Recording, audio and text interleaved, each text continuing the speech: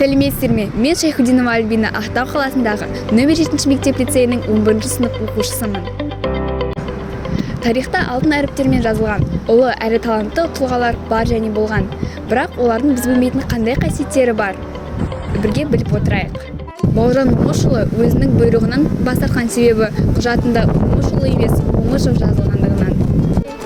Әлихан Бөкейханұлы Абай туралы алғашқы мақала жазып, оны танытуға үлкен үлесін қосқан.